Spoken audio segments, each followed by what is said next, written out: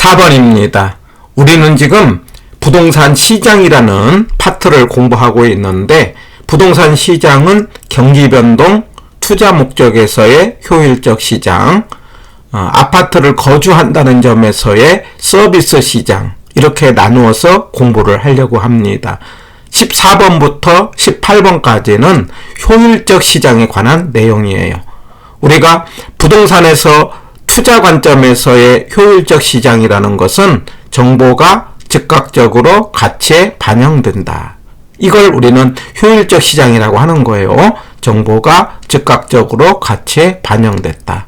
자, 이게 무슨 말이냐면 국토부가 특정 지역을 혁신도시를 하겠다라고 발표를 했어요. 그러면 그 혁신도시로 들어간 지역의 땅값이 바로 올라간다 이 말이에요. 바로 이와 같이 정보가 바로 땅가격에 영향을 미치는 것, 이런 걸 우리는 뭐라고 하자? 효율적 시장이라고 한다. 그럴 때 그 정보가 어떤 정보냐에 따라서 효율적 시장은 3개가 있는데, 약성시장, 중강성시장, 강성시장이 있다. 이렇게 하자는 거예요. 그러면 약성시장이라는 건 과거의 정보가, 중강성이라는 것은 공개된 정보가, 그 다음에 강성이라는 것은 모든 정보가 반영됐다. 이렇게 정의를 하는 겁니다. 예. 그런데 우리는 지금 이 투자 관점에서는 뭘 하려고 하는 거냐면 초과이윤을 목적으로 하는 거예요. 돈을 벌려고 한다면은 앞으로 어떤 일이 일어날 것인가를 알 필요가 있죠. 그럴 때 정보 분석이 필요한 거죠. 이때에 과거의 정보를 분석하는 것을 기술적 분석 이렇게 이야기를 합니다. 공개된 정보를 분석하는 것을 기본적 분석 이렇게 이야기를 해요. 그 말의 뜻을 그대로 이게 받아들이는 거예요. 과거의 정보를 분석하는 걸 뭐라고 하자? 기술적 분석. 공개된 정보를 분석하는 것을 기본적 분석이에요. 우리가 느낄 때 과거의 어떤 주가의 흐름, 우리 효율적 시장은 주식에서 나온 말이거든요. 예, 그럴 때 주가의 흐름을 분석하는 것, 차트 분석, 이런 걸 기술적 분석이라고 이해를 하시면 돼요. 그 다음에 공개된 정보를 분석했다는 말은 무슨 말이냐? 이미 알려진 것을 분석했다, 이런 이야기예요.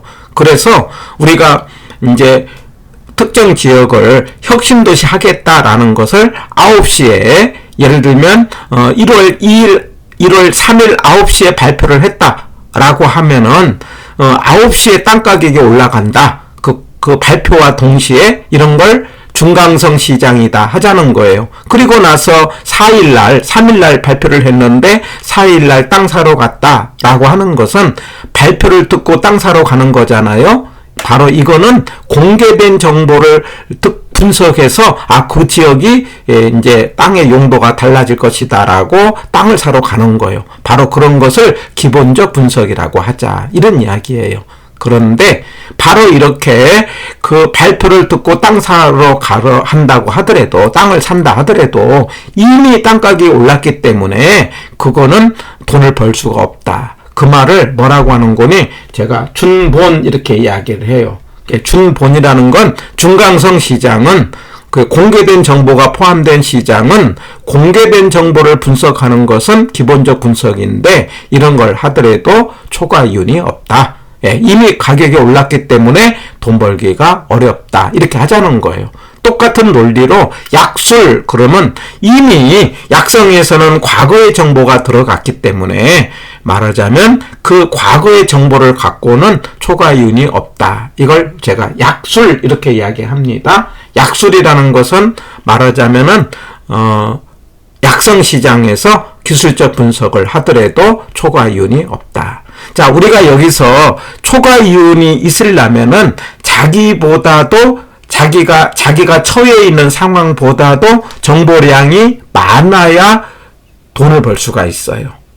자, 이 그림으로 한번 이해를 해보는 거예요. 우리가 시장을 3개가 있다고 그랬어요. 예, 강성이 있고, 중강성이 있고, 약성이 있다. 제가 네모를 뭐라고 하는 거니? 강성시장이라고 이해를 하고, 원을 중강성이라고 하고, 세모를 약성이라고 한다. 왜 그러냐면은 가장 정보가 많은 것이 네모이기 때문에 모든 정보니까. 자, 그런데 우리가 알아야 될 것은 강성이라는 것은요, 현실에 존재하지 않아요.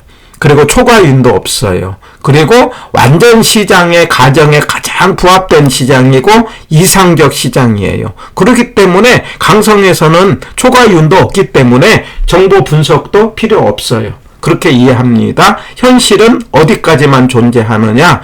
약 중강성까지 존재한다. 이렇게 이해하시면 돼요. 자, 이런 상황에서 세모만큼의 정보를 분석하는 것을 기술적 분석이에요. 예. 그 다음에 원만큼의 정보를 분석하는 것을 아는 것을 기본적 분석이에요. 그러면은 자, 세모에서 세모만큼, 말하자면 약성에서 기술적 분석은 자기만큼의 정보를 알기 때문에 초과윤이 없어요. 그걸 약술하자는 거예요. 그 다음에 원에서 원만큼, 그러니까 원은 중강성인데 원만큼의 정보를 아는 것을 기본적 분석이에요. 그러니까 원의 입장에서 원만큼 알아도 초과윤이 없어요. 자, 그런데 원에서 세모만큼, 그러니까 원의 입장에서는 중강성에서 세모는 오히려 정보량이 적잖아요. 그러면 초과윤이 없다. 이걸 준술하자는 거예요. 그러니까 자기와 자기보다 적으면은, 같거나 적으면은 돈을 못 벌어요. 그런데 자기보다도 정보가 많으면 돈을 버는데, 그게 뭐냐면은 초과윤이 있는 것은 두 가지입니다. 약본이에요, 약본. 약본은 뭐냐? 세모에서 원만큼의 정보를 알아요. 그러면 오히려 자기보다도 자기 입장에서 더 많은 정보를 알기 때문에 초과윤이 있다 하자는 거예요. 그리고 원에서 네모만큼, 아니면 세모에서 네모만큼 알면 되는데, 공통된 게 정보를 뭐냐면 알고 있을 때, 공개 안 된 정보, 말하자면 다른 사람은 모르고 자기만 알고 있으면 돈 번다, 이 말이에요. 아까 1월 4일날 혁신도시 하겠다 발표를 했는데 3일날 발표를 듣고 가면은 돈을 못 벌어요. 그런데 미리 사놨어요. 그러면 발표를 한 분이 국장이어서 자기가 내부자 정보를 미리 알고 있어요. 그럴 때 미리 사놓으면 돈 벌지 않습니까? 남들은 모르고 자기만 알고 있는 정보는 돈을 벌 수가 있어요. 그래서 앞으로 초과윤이 있는 것, 그럼 두 개 뭐냐면은요, 하나는 뭐라고 한다? 초과윤이 있는 것, 약본. 또 하나는 공개 안 된 정보. 이거는 초과윤이 있고 나머지는 초과윤이 없다. 이렇게 정리하시면은 효율적 시장에 관련된 문제를 풀 수가 있습니다. 자, 14번부터 16번까지 한 번 더 정리를 해본다면은, 우리가 효율적 시장 그러면은 정보가 즉각적으로 가치에 반영됐다.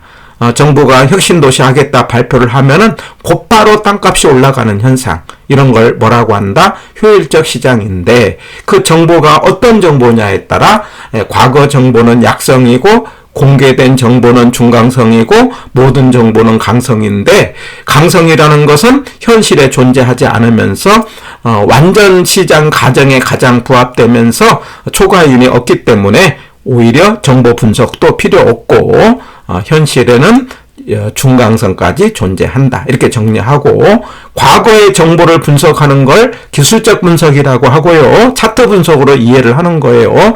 그 다음에 공개된 정보를 분석하는 걸 기본적 분석인데, 자, 여기서 초과윤이 있느냐 없느냐의 문제를 따질 때 세 개 말하자면 약술, 약성에서 기술적, 세모에서 세모, 준본, 원에서 원, 그 다음에 원에서 세모, 준술, 세 개는 초과윤이 없지만 자기보다도 정보가 많은 약본, 약성에서 기본적 분석, 그 다음에 공개 안 된 정보로는 초과윤이 있다. 이렇게 정리를 하는 겁니다.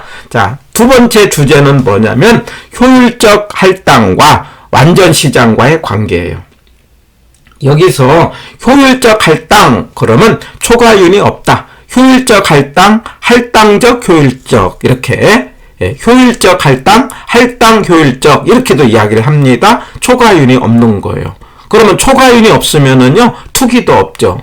생각해 보세요. 투기, 투자는요, 같은 것으로 보고 둘 다 구분이 안 돼요. 둘 다 돈 벌려고 하는 거다. 초과이익 목적으로 하는 거예요. 그런데 돈이 안 되면 투기도 없다. 그러면 효율적 할당이 아니면 뭐가 돼요? 초과이윤이 있다는 거예요. 그럼 투기가 있다. 그러니까 우리가 부동산 시장에서 투기가 있느냐 없느냐의 문제는 효율적 할당이 아니기 때문이다. 이렇게 하자는 거예요. 바로 이 지문을 기억을 하시고요. 그 다음에 또 하나, 그러니까 완전 불완전 문제가 아니고 효율적 할당이 아니면 부동산에서 투기가 존재하지 않는다. 그러니까 효율적 할당이면 투기가 없고 효율적 할당이 아니면 투기가 있다. 예, 그래서 부동산에서 투기가 존재하느냐 않느냐의 문제는 효율적 할당이냐 아니냐에 관련이 있다. 이 지문 기억하고요. 그 다음에 최근에 지문으로 많이 나온 게 바로 이 지문이에요. 부동산에서는 불완전 시장이잖아요. 그러니까 불완전 시장도 만약에 뭐만 없다면, 초과 이윤만 없다면 할당 효율적 시장이 되고, 그리고 투기가 없기 때문에 부동산 시장도 투기를 막을 수 있다. 이런 말로 하나 기억합니다.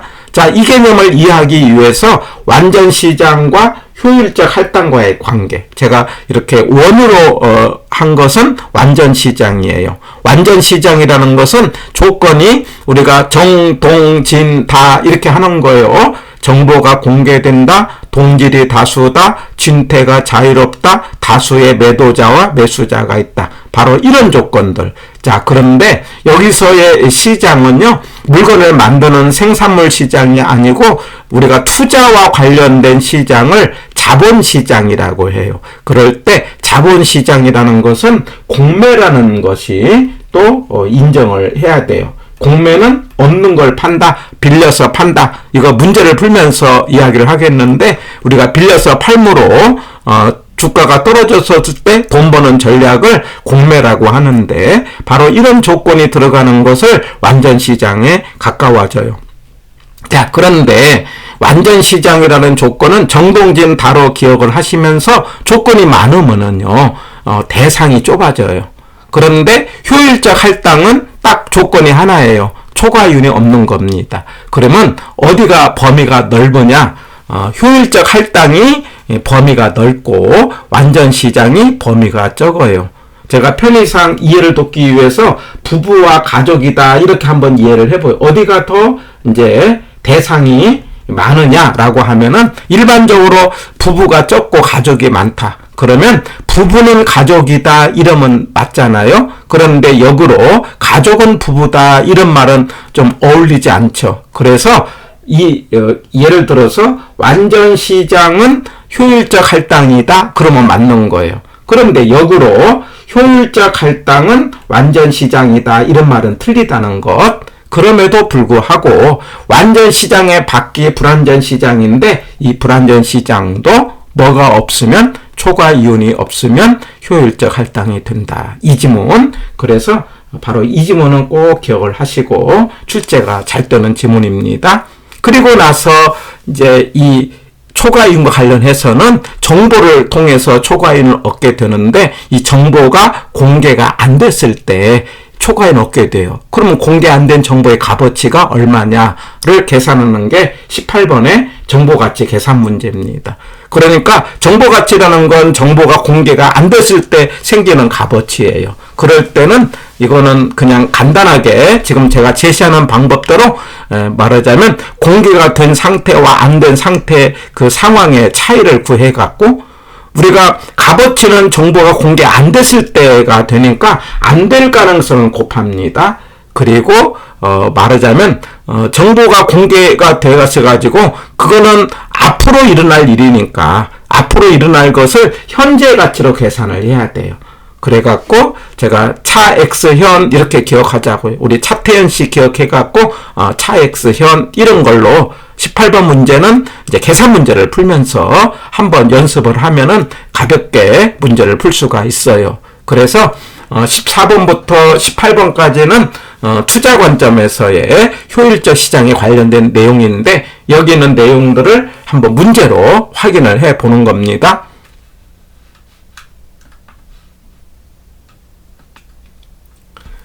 자, 7번입니다. 틀린 거 됐어요. 자, 1번. 불완전 경쟁 시장에서도 할당 효율적 시장이 이루어질 수 있다. 자, 이거 맞다고 하자고 그랬어요. 자, 불완전 시장도 뭐만 없으면, 초과 이윤만 없으면 할당 효율적 시장이 된다. 이 지문 꼭 기억합니다. 맞습니다.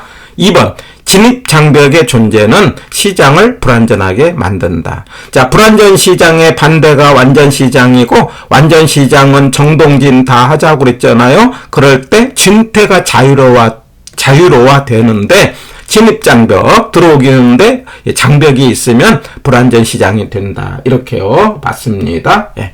3번. 부동산의 분화라는 건 나누어졌다라는 거예요. 나누어진 시장을 부분 시장이라고 해요. 이걸 하위 시장이라고도 한다는 것. 그래서 시장이 나누어지면은 그 시장별로 불균형이 생긴다. 이런 이야기예요. 우리가 장소별로 시장을 나누면 어떤 장소는 물량이 부족하고 어떤 곳은 물량이 남고 이런 일들이 생기게 되죠. 바로 이런 걸 시장의 불균형이 초래된다. 이렇게 말할 수 있죠. 예. 4번. 강성에서 정보를 이용하여 초과이윤을 얻을 수 있다. X죠. 예. 강성은 어떠한 경우에도 초과이윤이 없는 시장이에요. 그렇기 때문에 초과이윤을 얻을 수 있다는 틀렸죠. 조심할 것은 정상이윤은 다 있는 거죠. 예, 초과이윤이 없다. 이런 이야기예요. 5번. 부동산에 가해지는 다양한 공적 제한은 공적 제한, 그럼 국가가 제한한다. 이런 이야기예요. 시장을 왜곡할 수 있다. 맞습니다. 예, 그래서 7번의 정답은 4번이 되고요. 자, 8번이 33회 때 정보가치 계산 문제인데, 바로 이 정보가치 문제는요, 단순합니다. 차익시험, 차이를 구하고, 안 될 것을 곱해갖고, 현재 가치를 한다. 이렇게 기억합니다. 이게 바로 이 상황을 보세요. 어떤 지역에 땅이 있는데, 개발이 되면은 땅값이 12억 1천원이 된대요. 예, 그 다음에 개발이 안 되면은 4억 8,400이 된대요. 그러니까 개발된 땅과 개발 안 된 땅의 차이를 찾아냈어요. 그 차이를 찾아냈더니 7억 2,600이 된다. 이렇게 차이를 찾아내요. 자, 그런데 정보 가치는요, 뭐라고 했냐면은, 공개가 안 될 때 정보로서의 값어치가 있어요. 그런데 개발될 가능성을 45%라고 했어요. 그러면 전체는 100%거든요. 100에서 45를 빼면은 55%가 개발 안 될 가능성이에요. 55%를 소수적으로 하면 0.55가 됩니다. 그래서 안 될 가능성을 곱합니다. 그러면 3억 9,930만 원인데, 그런데 이게 개발이라는 게 지금 되는 게 아니고 2년 후에 된대요. 2년 후에 3억 9,930이 된다는 거예요. 그러면 지금으로 하려면은 그만큼 이자만큼 우리가 투자를 할 때 할인한다. 이런 이야기예요. 예, 그 이자를 10%로 주었어요. 그러니까 1년에 10%예요. 그러면 우리가 현재 가치 할 때는 공식으로 1 플러스 R의 N승을 우리가 곱하는 건 미래 가치고 나눈 건 현재 가치예요. 다시요. 나중에 시간가치 계산할 때 1 플러스 R의 N승. 여기서 R은 이자율을 말하고요. N은 연수를 말합니다. 그래서 이걸 나누기로 하는데, 이거 나누기로 할 때 2년은요, 2번 하면 돼요. 1 플러스 R은 0.1이니까 1.1을 2번 하는 거예요. 만약에 3년이면 3번 하는 거예요. 1년이면 1번 하는 겁니다. 해서 계산하면은 3억 3천만 원이 나오고 정답은 3번입니다. 해서 정보가치 그러면 차태현 씨 생각해서 차X현 이렇게 8번 문제로 연습을 해서 내 것으로 만들기 바랍니다.